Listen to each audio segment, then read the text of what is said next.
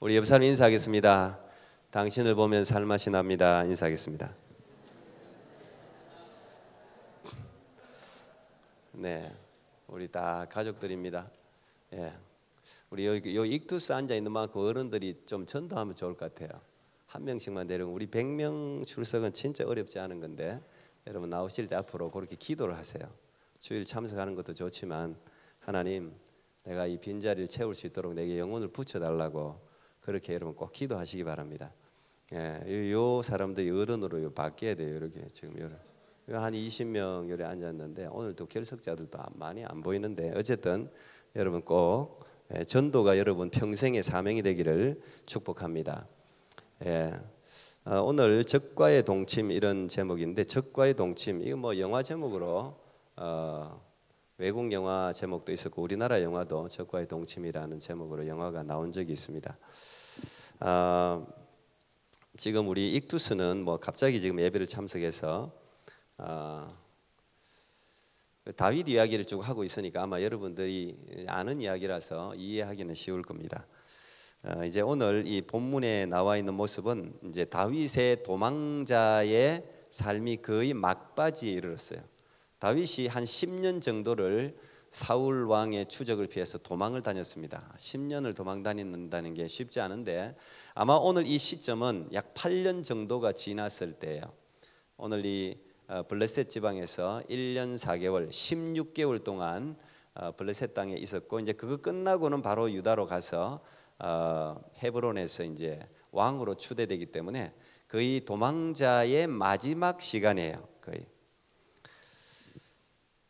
그런데 그 도망자의 마지막 시간을 다윗은 이스라엘 땅이 아니라 이스라엘의 원수인 블레셋의 땅에서 보내고 있습니다. 예, 오늘 이 본문에 대해서 많은 분들이 이제 설교한 걸 저도 설교 본문이 이거니까 쭉 살펴보니까 저는 이제 설교 제목을 보통 2주 전에 정하는데 제가 원래 전하려고 했던 내용하고 반대되는 이야기를 대부분 설교를 하시더라고요. 근데 그게 맞죠. 이게 무슨 말이냐 하면 이 본문을 가지고 거의 대부분이 목사님들이나 신학자들이 다윗이 실수한 본문이다. 다윗이 하나님께 묻지 않고 자기 생각대로 행해서 낭패를 본 사건이다. 이제 27장, 28장, 29장, 30장까지 이 이야기가 블레셋 땅에서 이야기가 쭉 이어져요. 그리고 실제로 다윗은 자기가 살기 위해서 원수의 나라 블레셋 땅에 들어갔다가 잘못하면 아내와 자식들까지 전부 다 들어갈 때 자기 혼자 들어간 게 아니잖아요. 600명의 군사들 그의 가족들까지 치면 거의 뭐 한 2,500명 가까이를 데리고 블레셋 땅으로 들어갔단 말이에요. 근데 자칫 잘못하면 다 잃을 뻔했어요. 다윗 자체도 자신의 명예가 완전히 추락할 뻔했습니다. 그러고 보면 많은 분들이 공통적으로 제가 처음 말씀을 전하려는 의도는 아니었는데 제가 이렇게 쭉 이제 성경을 묵상하고 또 여러 주석을 보고 이래 하니까 다 이분들이 이제 이렇게 다윗의 비신앙적인 태도에 대해서 실수에 대해서 포커스를 맞췄더라고요. 근데 제가 원래 오늘 말씀을 전하려고 한 건 그런 부분은 아니에요. 근데 어쨌든 이제 이분들의 이 본문이 이야기하고 있는 부분들이 그런 부분이기 때문에 그 부분들을 먼저 한번 살펴보면 좋을 것 같습니다. 분명하게 다윗이 결정적으로 실수한 건 사실입니다. 잘못된 결정 때문에 참 많은 일들이 일어나요. 다윗이 아마 이 결정을 할 때 성령이 충만하지는 못했던 것 같아요. 또 하나님을 신뢰하지도 못했던 것 같습니다. 지금 다윗은 한 8년 정도, 보통 우리가 성경이 이야기할 때 목사님들도 사실 7년 후에 안식년이라는 게 있어요. 요즘은 이제 선교사님들은 7년이 아닙니다. 요즘 선교사님들은 4년의 안식년을 1년씩 합니다. 그만큼 이 한 곳에 다른 곳에서 똑같은 목회를 한다는 게 어렵다는 거예요. 땅도 7년만 6년 있다가 7년째는 쉬게 만들고 뭐 이런 이게 하나님이 구약에 정해놓은 법칙이에요. 그리고 보면 이 7년이라는 시간이 짧은 시간, 한 7년쯤 되면 모든 게 힘들어지는 거예요. 그 땅도 그냥 제 역할을 못하고 사람도 제 역할을 못한다는 거예요. 그러니까 다윗이 8년을 지금 쫓겨다니고 있으니까 이건 피폐해졌다는 이야기죠. 피폐해졌어요. 8년.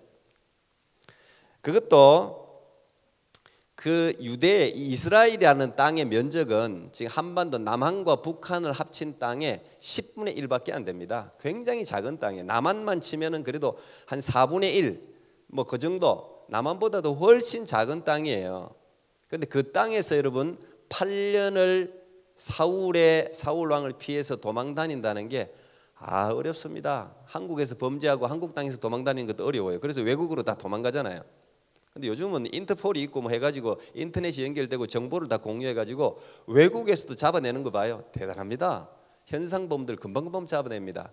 그런데 이 사울은 다윗의 얼굴에 현상금을 걸었어요. 다윗 신고하는 사람, 다윗을 막 신고하거든요, 사람들이. 그러니 뭐 이거 참 8년을 피해 다니는 게 보통이 아니었을 거예요. 진짜 힘들었을 거예요. 그런데 안 잡혔어요, 결과적으로. 왜 그럴까? 다윗이 피해 다니는데 선수고 뭐 능력이 뛰어나서 그런 것도 있겠지만, 우리는 믿음으로 우리가 바라볼 때 하나님이 그를 숨겨줬기 때문이죠. 다윗은 왕이 되어야 되기 때문에, 하나님의 계획 가운데 다윗은 왕이 되어야 되기 때문에 지금 훈련받는 시간이에요. 잡히면 안 돼요. 죽으면 안 돼요. 그러니까 하나님이 그를 보호해 주는 거죠. 다윗의 사명이 아직 시작도 안 됐어요. 하나님이 보호하겠다고 작정하면 그 어떤 사람도 죽을 수 없습니다. 누구도 그를 찾을 수 없습니다. 그를 해할 수 없습니다. 믿습니까, 여러분?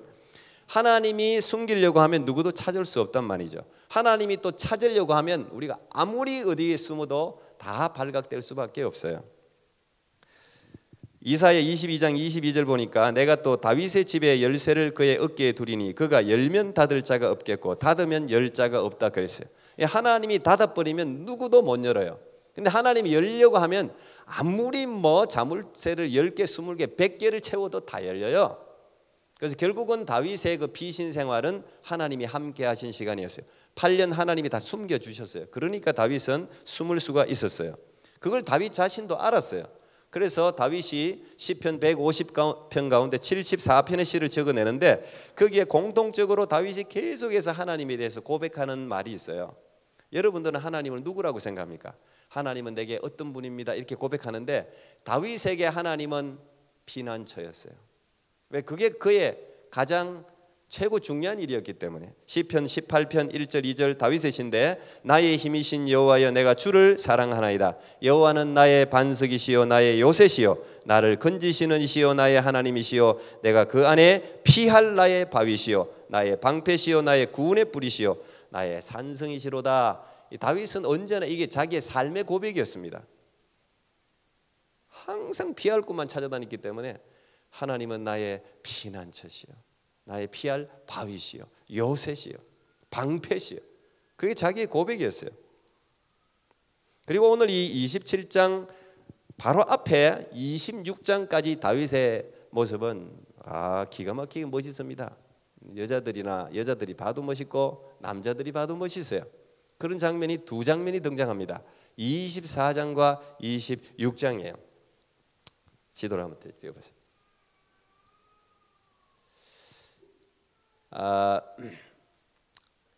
지금 다윗이 이제 이 블레셋 가드 지방으로, 여기 가드 지방으로 이제 피신을 가는 거, 여기 아기스 왕에게 피신하는데, 이 블레셋이라는 땅은 오늘날로 보면은 이제 팔레스타인이죠. 팔레스타인. 여기 요즘 뭐 가자지구요. 뭐 유대인들하고 이 아랍인들하고 얼마나 충돌이 많고 그렇습니까? 이 지금 블레셋, 팔레스타인은 그대로 남아 있는데, 이 블레셋은 원래 이제 이 그레이트 시, 이 지중해 해양 민족입니다. 해양 민족. 지금은 이제 이 팔레스타인 땅이 다 아랍 민족이 살고 있어요. 그 연관성이 어떻게 되는지는 제가 잘 모르겠는데, 어쨌든 이 해양 민족 블레셋은 지금은 우리가 이 철기, 지금은 모든 문화 문명을 공통적으로 사용하지만, 여러분 청동기 시대, 철기 시대 뭐 이런 거 배웠죠. 이 팔레스타인은 철기 문명이 일찍부터 도입해가 발전했어요. 그래서 골리앗도 막 투구 쓰는 거 좀 철기잖아요. 이런 걸로 다 무장했잖아요. 근데 이스라엘은 그런 게 없었거든요. 벌써 청동기 시대를 살고 있었거든요. 그러니까 이 팔레스타인이 가지고 있는 무기는 최신식 무기였어요. 그 당시 전쟁을 팔레스타인 이길 사람이 없었어요. 웬만하면 하나님께서 이집트에서 이들을 가나안으로 들일 때 이 팔레스타인 이 사람들 무서워할까 봐 돌려보내잖아요. 전쟁에 아주 골리앗 같은 사람이 무지무지 많은 땅이에요. 그러니까 이 블레셋은 언제나 이스라엘을 괴롭혔어요. 여기가 예루살렘이잖아요. 언제나 괴롭혔어요. 항상 이 원수지간이 대치 이기지. 블레셋을 끝까지 못 물리칩니다. 블레셋의 자 그런 것인데 자 그다음 넘겨보세요. 자 여러분 여기가 이제 사해죠. 데드시 사해입니다. 지금 아까 제가 이야기한 블레셋이 이제 이쪽이고요. 여기가 아말렉이라는 게 있고 이제 네게브 이게 사해니까 다 죽은 물이니까 이 옆에는 땅도 다 죽었어요. 사막이에요, 사막. 그런데 주로 다윗이 숨어 지내던 곳이 다 이쪽 지역입니다. 이쪽 지역. 다 이쪽에 동굴도 많고 이쪽에 황무지예요. 사람이 안 사는 곳이에요. 잘 안 사는 곳이에요. 이런 쪽으로만 다윗이 다 숨어 다녔는데 그 중에 이게 엥게디라고 있죠. 엥게디가 있고요. 씹이라고 우리 저 개역 성경에는 표기되어 있는데 이곳에 숨어들었을 때, 자 여기가 가드입니다. 여기가 가드고 여기가 아둘람. 우리 지난주에 아둘람 굴이 이야기했죠. 여기서 이제 피신의 얘기까지 오는데 자 이 엥게디하고 십 황무지에 다윗이 숨었을 때 누가 왔습니까? 다윗이 이 십 황무지에서는 엥게디에서는 다윗이 숨어 있는데 사울이 용변을 보러 왔어요. 용변을 봤어요. 그 다윗이 사울의 엉덩이를 봤겠지. 용변을 바로 왔는데 바로 앞에 사울이 있어. 그래서 부하들이 야 기회다. 이건 하나님이 주신 기회야. 왜냐하면 사울 때문에 지금 이렇게 고생을 하며 쫓겨다니고 있잖아요. 이거 사울만 죽이면 끝이에요. 근데 다윗이 사울 죽였습니까? 안 죽였습니까? 익투스 죽였어 안 죽였어? 어떻게 했어요? 사울이 볼일을 보고 있는데 그냥 돌려보낼 수는 없으니까 증거를 삼기 위해서 다윗의 옷을 칼로 싹 베었습니다. 내가 너를 죽일 수 있는데 안 죽였다. 이게 현명하죠. 옷을 딱 베었습니다. 그리고 돌려보내고 저 사울이 나왔을 때 이제 사울에게 사울이여 왜 당신은 나를 죽이려고 하냐 보여주면서 나는 억울하다. 뭐 이제 이런 이야기가 있습니다. 그 다음에 십 황무지에 갔는데 여기에 숨었어요. 여기 숨었는데 여기에 십에 살고 있는 그 주민들이 다윗을 밀고 했어요. 다윗이 우리 땅에 들어왔습니다. 사울에게 일러 바쳤어요. 그러니까 사울이 드디어 기회다. 그래서 사울이 혼자 가지 않고 3,000명의 정예 군사들을 데리고 무장을 하고 다윗을 잡으러 들어갔습니다. 여러분 이 좁은 땅에 3,000명이 왔으면 무조건 잡히는 거예요. 그런데 하나님이 다윗을 숨겨주셨단 말이에요. 적들이 쳐들어오는 걸 다윗이 알았어요. 근데 그 밤에 하나님이 어떻게 했는지 다 잠을 재웠습니다. 밤이니까 자겠죠. 근데 자는데 이 다윗의 군사 신하가 그 적진에 들어가서 다윗을 한 번에 죽일 수 있었어요. 사울이 자고 있으니까 내가 한 번에 두 번 찌를 것도 없습니다. 한 번만에 사울을 죽이고 오겠습니다. 근데 다윗이 그때도 못 죽이게 했습니다. 그리고 대신 사울이 마시는 물병 그리고 그가 쓰는 창하고 물병만 가져오게 했어요. 가져왔어요. 그리고 난 뒤에 이제 다윗이 깨우지 않죠. 멀리서 그들이 쫓아오지 못할 만한 거리에서 막 큰 소리로 사울 왕이시여 막 부릅니다. 그러면서 사울 왕의 군사들 호위하는 사람 경호원들이죠. 경호원들에게 막 나무랍니다. 너희들은 어떻게 왕이 자고 있는데 너희들도 같이 자냐 이게. 적들이 와서 왕을 해했으면 너희들 어떡할 뻔했냐 그러면서 막 뭐라 그래요. 경호원 역할을 못했다고. 그렇죠. 그러면서 사울 창을 보여줍니다. 여기 봐라. 이 물병을 봐라. 내가 너희들 갔다 왔다. 만약에 내가 사울을 죽이려고 했다면 죽였을 것이다. 그러니까 경호원들이 뜨끔하겠죠. 그런데 사울이 더 감동을 받습니다. 그게 26장 바로 앞에 나와요. 그리고 다윗이 사울을 죽이지 않은 한 가지 이유는 한 가지밖에 없어요. 두 경우 다. 그게 사무엘상 24장 6절 보면 공동번역인데요. 자기 사람들에게 이르되 내가 손을 들어 여호와의 기름 부음을 받은 내 주를 치는 것은 여호와께서 금하시는 것이니 그는 여호와의 기름 부음을 받은 자가 됨이니라. 하나님이 사울 왕에게 사무엘을 통해서 기름 부었잖아요. 안수했단 말이야. 근데 그 하나님이 안수한 사람을 내가 죽일 수 없다. 그 대신 그는 전쟁터에서 어디서 죽을 거다. 사울이 그렇게 예언하긴 했어요. 결국은 그렇게 죽어요. 근데 자기 손으로 안 죽여요. 이 태도는 진짜 우리가 배울 필요가 있어요. 두 가지 다 그래서 살려뒀어요. 하나님이 기름 부었다. 근데 사울이 그 사실을 알고 다윗에게 처음으로 여러분 26장에 보면 용서를 구합니다. 내가 진짜 잘못했다. 자기가 다윗이 살려줬으니까 두 번이나 지금 살려주는 거 아니에요. 내가 진짜 잘못했다. 다윗 내가 진짜 잘못했다. 용서해달라. 그렇게 고백을 해요. 그러면서 내가 다시는 너를 해치지 않겠다. 내가 다시는 너를 해치지 않겠다. 약속을 해요. 그러면서 그를 축복합니다. 여러분 27장으로 1절 읽었는데 바로 앞에 26장 마지막 절 보세요. 이거 여러분들 아마 이 집에 보면 이렇게 막 붙여놨다고 액자로 막 한국에 보면 이거 굉장히 많이 붙여놨어요. 사울이 다윗에게 이르되 내 아들 다윗아 네가 복이 있을지로다. 네가 큰 일을 행하겠고 반드시 승리를 얻으리라. 이게 이제 사울이 다윗을 축복한 말이에요. 네가 반드시 왕이 될 것이다. 그건 24장이 또 그렇게 이야기했어요. 자, 그리고 난 뒤에 오늘 본문 27장 1절이 이어진단 말이죠. 자, 하나님이 8년 동안 다윗을 지켜줬습니다.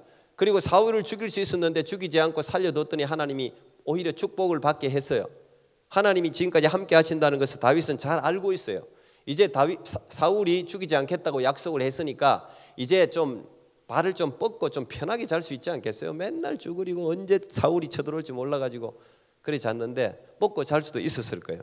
근데 여러분 이 8년이라는 시간은 사람을 지치게 만듭니다. 그 사람이 아무리 성령 충만해도 저도 이미 목회하니까 지치더라고요. 정말 여러분도 그럴 거예요 아마. 컨비니언스하고 뭐 지치잖아요. 아무리 그래도 한 7년이 보통 그게예요. 딱 7년, 10년, 지친다고 이게. 이 다윗이 언제나 성령 충만한 사람인데 지친 거죠. 지금 이제 드디어 자기 사울이 약속을 했는데 죽이지 않겠다고 약속을 했는데 도망자 생활에 지친 거예요. 그러니까 27장 1절은 이렇게 시작돼요. 다윗이 그 마음에 생각하기를 내가 후일에 사울의 손에 붙잡히리니 블레셋 사람의 땅으로 피하여 들어가는 것이 좋겠다. 여러분 뒤에 다윗의 습관을 보면 다윗은 언제든지 하나님께 묻는 습관이 있어요. 하나님 내가 갈까요 말까요? 내가 지금 전쟁 참여할까요 말까요? 항상 다윗은 하나님께 묻는 습관이 있어요. 그건 기도하는 거죠. 언제나 기도하는 사람이에요. 근데 오늘은 기도가 없고 생각만 있어요. 기도하지 않고 생각을 하는 거예요.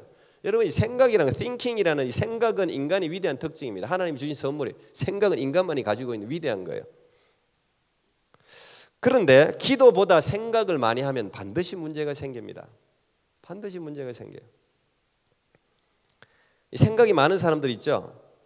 물론 깊이 생각하면서 신중하게 행할 수는 있겠지만 이 하나님의 성령의 터치 없이 생각만 많이 하면 언제나 걱정이 많이 생깁니다. 다윗은 27장 1절을 이렇게 시작했어야 돼요. 하나님이 행하신 일로 말미암아 다윗은 하나님께 감사 기도를 드렸다. 이렇게 시작해야 맞는 거예요. 왜? 사울이 항복했잖아요 지금. 그리고 하나님이 8년을 지켜주셨잖아요. 그러면 야 역시 하나님 참 멋지시다. 하나님 감사합니다. 기도를 하든지 찬양을 하면서 시작해야 되는데 다윗이 그 마음에 생각하기를 이렇게 시작했는데 여기 문제가 생기는 거예요. 지나친 생각은 항상 우리를 현실의 세계에 주목하게 만듭니다. 생각을 자꾸 하면 우리 집에 일어난 거 생각, 아이들 생각, 뭐 살아갈 거 생각 맨날 생각해봐요. 생각은 현실을 더 클리어하게 우리에게 부각시켜요. 근데 그 현실은 뭡니까? 여러분이 이길 수 없는 현실이에요. 안 되는 거야. 우리 학생들도 마찬가지. 내가 이렇게 공부해가지고 내가 이렇게 해가지고 살아갈 수 있을까? 현실은 항상 현실 그 말 그 자체로 현실이에요. 사실이에요. 언제나 현실이 크게 나타나기 때문에 음해의 기죽어 나는 기가 죽는 거예요. 나는 작게 느껴져요. 다윗이 오늘 생각을 했단 말이에요. 생각을 하니까 현실이 두려운 거죠. 실제로 사울의 손에서 야 내가 8년 도망자 생활했는데 이제는 도저히 내가 사울이 분명히 쫓아가지 않겠다고 했는데 못 믿는 거죠. 믿을 수가 없어요. 내가 분명히 붙잡힐 것이다. 이렇게까지 자기가 생각을 하고 있단 말이죠. 사울의 손에 의해서 망하게 될 것이다. 그렇게 생각이 와닿으니까 결론도 엉뚱한 결론을 내리는 거죠. 어떤 결론을 내립니까? 가장 해서는 안 될 결론을 내립니다. 아주 위험한 결론을 내립니다. 그게 블레셋 땅으로 들어가겠다는 거예요. 여러분 우리가 이미 21장에 이 다윗은 혼자 아기스 왕에게 피한 적이 있죠. 피해 갔습니다. 자기를 살려줄 거라고 생각하고 사울하고 원수지간이니까. 그런데 거기서 죽을 뻔했습니다. 그래가 겨우 막 침을 질질 흘리면서 미친 척 해가지고 겨우 거기서 빠져나왔어요. 지금 그런 경험이 있어요. 그런데 지금 다윗은 다시 블레셋의 아기스가 자신의 피난처가 되어줄 것이라고 생각하고 이번에 600명과 함께 거의 한 3,000명 가까이 데리고 단체로 지금 블레셋으로 들어가고 있습니다. 이것을 하나님이 싫어하셨다, 아니면 이걸 하나님께서 허락하셨다, 뭐 이런 본문이 없어요. 그래서 이게 하나님이 하나님의 생각을 알 길은 없어요. 그러나 그건 분명히 불신의 행동이었으면 틀림없어요. 적어도 블레셋으로 가서는 안 되죠. 블레셋은 정치적으로뿐 아니라 신앙적으로도 이 이스라엘과 완전히 철천지 원수지간입니다. 이 블레셋이 믿는 신은 뭡니까? 다곤이라는 신인데 이게 반은 물고기예요. 반은 물고기고 반은 사람이고 그런 형상이에요. 다곤이라는 게. 왜냐하면 이 사람들이 해양 민족이잖아. 그러니까 물고기 형상, 반은 사람, 이런 신을 그들이 믿었어요. 그러니까 이 블레셋은 여러모로 이스라엘에게 해를 끼치는 그런 민족입니다. 괴롭히던 민족이. 아브라함 때도 그랄 땅으로 들어가거든요. 블레셋 땅으로 들어간단 말이에요. 거기서 자기 부인하고 자기 죽을 뻔하잖아요.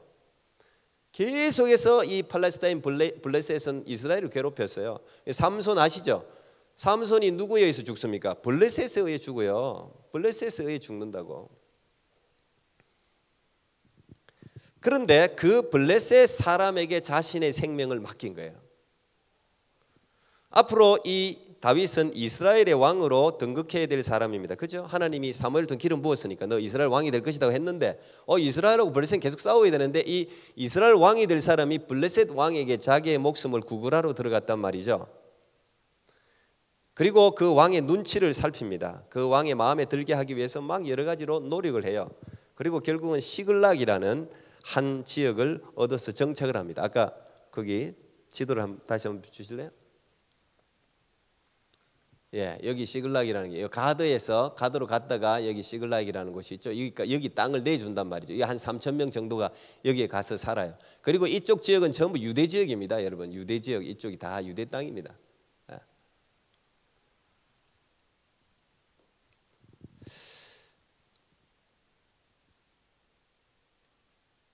여기서 다윗은 한 16개월 정도를 살아요. 다윗의 마음이 편했는지 불편했는지는 모르겠어요.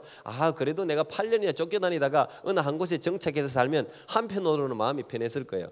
그러나 원수의 나라에 자기의 목숨을 맡기면서 그 왕한테 혹시라도 알아채면 어떡할까? 본심은 원래 아니었으니까 아마 불안한 생활을 했겠죠. 그러면서 이 다윗은 아기스 왕의 마음을 얻으려고 야비한 행동, 거짓말도 스슴치 않고 합니다. 요 근처 여러분 보면 오늘 20 몇 절에 나오죠. 다윗이 8절에 보면 다윗과 그의 사람들이 올라가서 거술 사람, 기르스 사람, 아멜렉 사람을 침노했다. 그러니까 유대 지방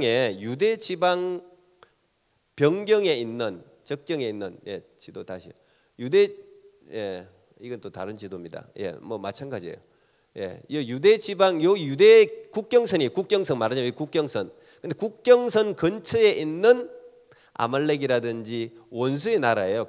이스라엘 항상 괴롭히던 민족들을 다 죽인 거예요. 가서 남녀 한 명도 안 살려뒀어요.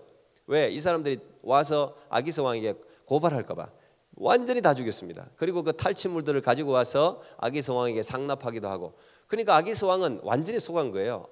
야, 누구 어디 갔다 왔니? 유다 나라 사람 죽였다는 거예요. 그러면 자기 민족을 죽였으니까 이 다윗은 확실히 이제 유대 사람들한테는 원수가 됐구나, 미움이 됐겠구나, 이제 완전히 내 사람이 됐구나 믿었어요. 계속 전쟁을 하면서 그 싹 유대 지역 변방에 있는 이방 민족들을 완전히 다 죽인 거예요. 어떻게 보면 하나님이 일을 한 거죠. 그러나 28장, 29장, 30장을 계속 읽어 나가다 보면 다윗이 매우 큰 어려움에 처하게 되는 장면을 발견하게 됩니다. 갑자기 다윗이 거기 거하는 동안 이 아기스뿐 아니라 이 블레셋이 5개 부족의 유나이티드거든요. 미국처럼 여러 5개 부족이 서로 동맹국인데 이 동맹국들이 합해가지고 이스라엘을 치러 큰 전쟁을 하필 다윗이 블레셋 땅에 있을 때 전쟁을 치르는 거예요. 결국은 여러분 이 전쟁에서 사울, 요나단 그 집안이 다 죽습니다. 이 전쟁에서 결국은. 근데 하필 그때 전쟁에 참여하면서 이 아기스 왕이 다윗을 얼마나 좋아했는지 다윗 밑에요 신하들이요 이게 보통 용사들이 아니에요. 나중에 여러분 저 역대하 12장에 보면 다윗의 용사들 이름이 쭉 등장하는데 기가 막힌 사람들이에요. 전쟁에 완전 신이나 마찬가지예요. 얼마나 싸움을 잘하는지. 근데 이 사람들이 있으니까 아기스가 야 네가 제일 앞장서. 이스라엘하고 전쟁하러 나가면서 네가 제일 앞장서. 아기스 왕이 바로 뒤에 세운다고요. 그리고 전쟁에 출전하라는 거예요. 야 이때 다윗의 마음이 어땠을까? 야 이건 아닌데. 자기가 지금 이스라엘의 동족들하고 전쟁을 해야 될 판이에요. 근데 어쩌겠습니까? 나오라니까 다 참여했단 말이에요. 기도를 많이 했겠죠. 그때는 아마 기도했을 것 같아요. 아마 10년 감수했을 겁니다. 그때 전쟁에 나갔으면 하나님의 계획은 완전히 무사됐어요. 자기 동족을 치는 사람을 이스라엘의 왕으로 세우겠습니까? 그럴 수가 없죠. 근데 하나님이 그때 개입을 합니다. 하나님이 그때 개입을 해서 갑자기 블레셋의 장관들이 아기스 왕에게 막 항의를 합니다. 절대 불가. 우리가 지금까지 다윗을 지켜봤지만 전쟁은 안 됩니다. 그것도 이스라엘하고 싸우는 전쟁에 다윗을 앞장 세울 수 없습니다. 우리 다윗 못 믿습니다. 혹시 전쟁에 참여했다가 다윗이 갑자기 마음이 바뀌어서 우리를 치면 우리 다 죽습니다. 안 됩니다. 이거 다윗이 바라던 거예요. 속으로는 얼마나 쾌지를 불렀겠어요. 그래서 아기스한테 막 다윗이 항의한다. 아니 저 사람들이 왜 나를 못 믿고 내가 얼마나 왕 앞에 충성한가 당신 아시지요? 내가 참여하겠습니다. 막 일부러 막 그렇게 이야기를 해요. 그러나 아기스가 안다. 그렇지만 이 블레셋 장관들이 너무 반대를 하니까 그냥 가서 이끌어. 그리고 다 돌려보내요. 얼마나 기쁘게 왔겠어요. 10년 감수했죠. 고린도전서 10장 13절에 보면 사람이 감당할 시험 밖에는 너희에게 당한 것이 없나니 오직 하나님은 미쁘사 너희가 감당하지 못할 시험 당함을 허락하지 아니하시고 시험 당할 즈음에 또한 피할 길을 내사 너희로 능히 감당하게 하셨다 그랬습니다. 하나님의 사람은 언제나 피할 길을 주세요. 사방이 다 막혀도 하나님이 반드시 길을 열어주세요. 하나의 문을 열어주신다고. 다윗에게 하나님이 길을 열어주시는 거예요. 자, 그런데 엎친 데 덮칩니다. 다윗이 기분 좋게 돌아가서 시글락으로 돌아갔는데 딱 도착해 보니까 아까 밑에 아말렉이 있었죠. 아말렉이 이들이 전쟁에 출전했다는 소식을 들었나 봐요. 병사들이 남자들이 없는 틈을 타서 그 블레셋 땅 곳곳을 쳤어요. 그 중에 하나가 시글락을 쳤어요.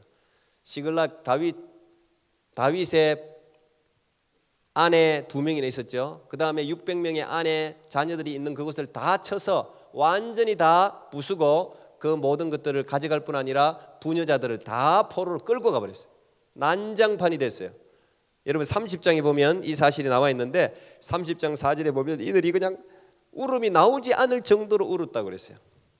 너무너무 슬퍼가지고 다 없으니까 이 객지 생활하는 것도 서러워 죽겠는데 지금 갔다 와 보니까 자기 아내, 자기 자식들이 전부 끌려가고 마을은 불타고 난리예요.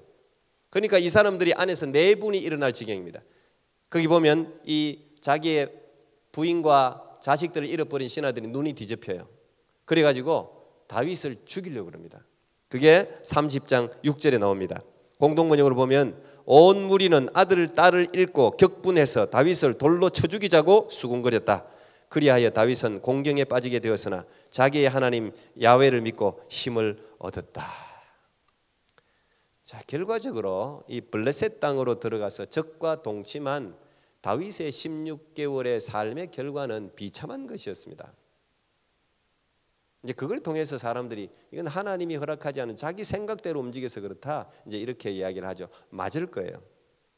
그러나 지금 이 순간 사람들이 돌로 쳐서 자기를 죽이려고 하는 이 어떻게 보면 내분이 가장 무서운 거 아닙니까? 외세보다는 내분이 무서운 거예요. 원래 자기들끼리 쳐서 죽이는 게 제일 무서운 거예요. 다윗이 이때 하나님께 기도합니다. 에봇을 가져오라 그래서 하나님께 기도합니다. 그거 아니면 길이 없어. 하나님 어떡합니까? 하나님 어떡합니까? 내가 이러려고 여기에 들어온 건 아니잖아요. 하나님 내가 정말 하나님께 기도하지 못한 건 용서해 주십시오. 어떡하겠습니까? 하나님 내가 이 나의 아내와 이 사람들의 아내와 자녀들을 데리고 올 수 있겠습니까? 묻습니다. 드디어 다윗이 하던 습관대로.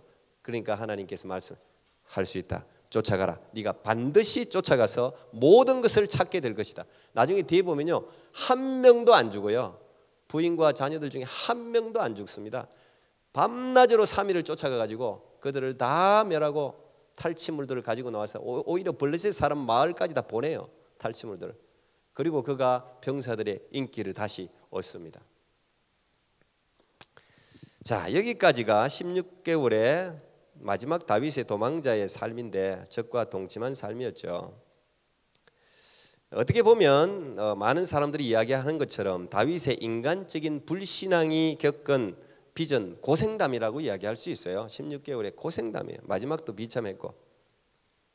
근데 이게 단순히 블레셋에서 16개월 동안 시간을 낭비한 삶이었냐, 다윗의 이 비신앙적인 생각으로 말미암아 빚어진 참사였냐, 반드시 그렇지만은 않다는 거예요.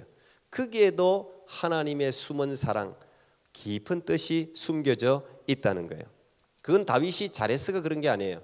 그건 하나님이 다윗을 긍휼히 여기시고 사랑했기 때문이에요. 저는 이 이야기를 오늘 하고 싶은 거예요. 하나님은 우리의 실수와 잘못된 선택까지도 가장 아름다운 보석으로 만들어 주실 수 있다는 사실이에요. 이게 굉장히 중요한 신앙입니다. 이게 기독교인이에요. 우리가 의지도 박약하고 생각도 부족하고 죄가 많고 그래서 내 생각대로 할 때 많잖아요. 여러분 생각대로 솔직히 살잖아요. 자기 생각대로 살잖아. 예수를 믿는다고 하면서 우리 생각대로 하잖아요, 사실. 그런데 그 가운데도 하나님의 동행이 있다는 사실, 참 놀랍지 않습니까? 내가 선택해서 내가 잘못돼서 내가 망했는데 그럼 내가 뭐 당연히 그 결과에 책임져야 되잖아요. 내 생각대로 했으니까 하나님이 하라 한 것도 아니고 자기 생각대로 해놓고 뭐가 망하면 다 하나님 뭐라 하면 그거 말이 안 되지 않습니까? 상식적으로 양심이 있다면 그런 말할 수 없죠. 근데 하나님은 내 생각대로 내 마음대로 인생을 살아간 내가 망쳐놓은 인생도 하나님이 책임진다는 사실이에요. 이 참 놀랍지 않습니까? 이게 적과의 동침에서 우리가 얻을 수 있는 은혜란 말이에요. 다윗 자기가 생각하고 자기가 난장판 친 그 16개월의 삶을 하나님이 그 삶까지도 하나님의 계획 안에서 완성시킨다는 사실이에요. 참 놀라워요. 이게 하나님의 열심이에요. 그러므로 이 다윗이 무슨 믿음이 좋고 언제는 그래서 그런 게 아니고 다윗의 인생은 하나님의 선하심 때문에 완성된 인생이에요. 안 그러면 여기서 끝났어요, 다윗은. 적과의 동침도 필요한 것이었어요. 실제로 이 블레셋을 물리친 건 다윗입니다. 다윗이 이스라엘 왕이 되고 난 후에 사무엘 하에 보면 블레셋을 완전히 물리치고 블레셋을 저 끝까지 몰아붙입니다. 완전히 없애지 못하는데 끝까지 몰아붙여가지고 블레셋이 그때부터 쇠해서 없어집니다. 그때부터 기세를 발휘하지 못해요. 왜 그럴 수 있었을까? 다윗이 블레셋을 너무 속속들이 잘 알기 때문 아니겠어요? 16개월 블레셋 구석구석을 완전히 스파이 넣어도 할 판인데 완전히 스파이잖아요. 다 구석구석 알았으니까 블레셋인들의 습관, 전쟁 형태까지 다 아니까 이길 수밖에 없죠. 그것까지도 하나님이 사용했다는 이야기예요. 하나님이 경험하게 하신 모든 것들은 버릴 게 없어요. 여러분이 실수하고 잘못하고 내 생각대로 뭐가 인생이 파탄났다 할지라도 그것도 하나님은 쓰시더라고요. 참 놀라워요. 하나님께 붙들리면 우리의 실수까지도 하나님이 작품을 만드시더란 말이죠. 오늘 다윗을 통해서 우리는 그걸 볼 수가 있어요. 저는 이제 오늘 이 다윗 이야기를 이렇게 한번 적용하면서 마무리하려고 하는데 여러분도 적과 지금 동침하고 있어요. 그렇다고 여러분 부모, 엄마, 아빠, 형제가 적이라는 게 아니고 적처럼 생각하는 애들이 많더라고. 내 원수는 엄마야, 내 아내야, 남편이야, 언니야, 오빠야, 동생이야 이렇게 하는 사람이 많은데 그건 적이 아닙니다. 그건 적이 아니고 우리 진짜 적은 사단 마귀죠. 실제로 우리는 이 세상을 살아가잖아요. 그런데 이 세상의 왕노릇을 누가 합니까? 사단이 하고 있는 거예요. 여러분들은 적과 지금 동침하고 있어요. 적과 함께 적의 아주 소굴에서 살고 있단 말이죠. 언제나 세상의 가치관과 성령의 가치관은 부딪히게 돼 있어요. 항상 부딪히게 돼 있어요. 여러분들의 이웃이 누굽니까? 우상숭배자들입니다. 여러분 누구하고 같이 공부합니까? 예수님을 막 싫어하는 사람들과 같이 공부합니다. 동성애자들이 여러분의 이웃이고 동료입니다. 예수님을 싫어하는 사람들과 여러분을 거래를 하면서 살아갑니다. 그들과 그룹 토의를 합니다. 그들과 함께 여행을 하기도 합니다. 함께 회사 생활을 하기도 하잖아요. 이게 사실 바벨론이거든요. 이게 바벨론. 여기서 여러분 살아가잖아요. 그러면 여러분 모든 걸 거부할 겁니까? 이 세상에 이것은 거짓 문화고 우상 문화고 그렇기 때문에 이걸 거부할 겁니까? 그러면 죽어야죠. 아니면은 고각이 살다가 그냥 혼자서 그냥 살다가 뭐 기독교 공동체 하나 만들어 갖고 그쪽에서 그냥 살다가 그냥 어떻게 그게 또 사명일 수도 있겠죠. 근데 우리는 다 그렇게 살 수 없어요. 그렇다고 여러분들이 전부 투쟁하고 반기독교 물러가라, 뭐 무슬림 물러가라, 뭐 다 물러가라, 죽어도 나는 너희들과 같이 살 수 없다, 못하잖아요. 왜? 하나님이 허락한 삶이란 말이에요. 적과의 동침은 하나님이 허락한 삶이. 다윗은요 거기서 뭐라 그 다윗은 분명히 블레셋의 문화 가운데서 살아갔어요. 다니엘도 마찬가지예요. 다니엘도 바벨론 문화 가운데서 살아갔어요. 바벨론어를 사용하고 바벨론 문화 형태 전통을 그대로 지켰어요. 굉장히 중요한 문제예요. 제가 이 부분만 해도 상당히 이야기가 상당히 많은데 이게 굉장히 중요한 문제예요. 그러니까 우리는 이 세상에 살아가면서 항상 신앙적인 죄책감을 느낄 때가 많습니다. 왜? 내가 이 가운데 이거 분명히 내가 직장생활 하려면 이게 우상 문화가 있고 여기에 부정적인 게 있고 많은데 기독교적인 양심으로 이게 늘 부딪히는데 야, 이 직장 다 때려치워야 되는 거 아니야? 여러분 때려치우면 갈 데 없어요. 예수 믿는 사람들이 만든 그 직장 안에는 부정부패가 없습니까? 아니죠. 그 가운데도 언제나 부정부패가 있고 항상 죄는 고개를 들기 마련이죠. 우리 여러분 마음속에도 지금 죄가 꿈틀꿈틀거리는데 뭐 사람이 살아가는 모든 것은 사단이 다 막 우는 사자같이 그냥 마귀같이 그냥 막 여러분 침투하기 때문에 어디나 다 있단 말이에요. 그러니까 여기서 사는 걸 배워야 된단 말이에요. 저는 이 적과의 동침이 다윗이 거기서 어떻게 살았느냐, 별거 없어요. 다윗이 그걸 거부하며 산 것도 아니에요. 그냥 자기에게 주어진 삶에 최선을 다해서 산 거예요. 그냥 어쨌든 하나님 이걸 전부 다 내가 지혜가 한계에 부딪힌다고 할지라도 그냥 주어진 삶이기 때문에 블레셋의 중심부에서 그냥 살아간 거예요. 전혀 영적이지 않는 삶의 한복판에서 우리는 최선을 다해서 살아갈 수밖에 없는 것이죠. 그 세상의 문화를 거부하거나 노골적인 적대감을 표시할 필요도 없어요. 그냥 내게 주어진 그리스도인의 삶을 살아갈 뿐이에요. 다만 내게 뭔가를 요구할 때, 너 예수 믿을래 안 믿을래 직접적으로 내게 요구할 때, 그때 다니엘은 거부했습니다. 목숨을 걸고 거부했습니다. 그럴 때가 오겠죠. 그러나 그렇지 않은 우리는 모든 적과 친구 삼아 살아가야 돼요. 그 사람이 다시 동지가 되고 그리스도인이 될지 누가 알아요? 그냥 이 가운데서 이 문화, 사단이 우글거리는 이 문화 가운데서 언제나 뱀같이 지혜롭고 비둘기같이 순결한 마음으로 언제나 깨어서 기도하는 마음으로 여러분 살아갈 때 내가 잘했어가 아니라 다윗이 잘했어가 아니라 하나님이 다윗을 기뻐하심으로 다윗이 어디에 가든지 함께 하심으로 하나님의 계획이 다윗을 통해 성취되게 하신 것처럼 여러분도 그렇다는 거예요. 내일 알아요. 내가 모든 걸 다 거부하고 이렇게 할 수 없던 하나님 아시잖아요. 이 직장 내가 다 그만둘 수도 없어요. 하나님. 그러나 하나 알아요. 내가 최선을 다해서 살아가면 하나님이 그 가운데서도 나를 통해서 하나님의 위대한 일이 일어나게 하신다는 거예요. 잠언 3장 5절 6절 같이 읽겠습니다. 잠언 3장 5절 6절 같이요. 시작. 너는 마음을 다하여 여호와를 신뢰하고 내 명철을 의지하지 말라. 너는 범사의 그를 인정하라. 그리하면 내 길을 지도하시리라. 아멘. 기도하겠습니다. 하나님 감사합니다.